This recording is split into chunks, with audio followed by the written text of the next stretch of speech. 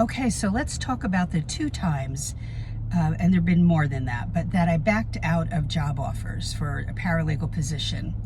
One was after I talked at length with the paralegal who was leaving, which you don't often get to do.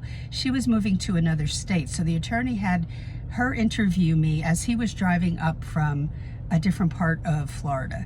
And when he arrived, he was aggravated because when he said to me, "Do you have any questions for me?"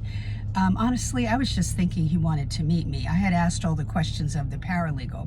Now, I should have had questions ready for him. I teach my students to do that, okay?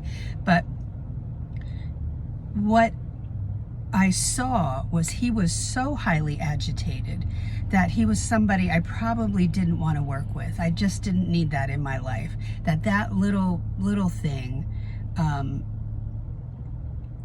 was not enough to be that agitated, okay? And I know it's aggravating when somebody doesn't have questions. That's why I counsel my students to do the opposite. Have about 5 questions ready that are good questions. So I knew that I would not take that job right at that point, but I didn't let on to that. And what I did was say I needed to think about it, which is more aggravating to him, but I don't care about that. And so I went home, and on the way home, I knew I would call that night and just back out of that position, okay? The other time was when, again, I was being offered the position after I met with the office manager and the attorney. On the way to the attorney's office, I saw quite a mess on a desk. I was assuming because it was right outside the attorney's office, that would be my area. But I mean, there were probably 50 files that were scattered all over that desk. And I'm big files. And I thought, oh, that's going to be my job to clean that mess up that somebody else left, plus do my regular work. And I would not be working for just one attorney, it'd be 2 attorneys.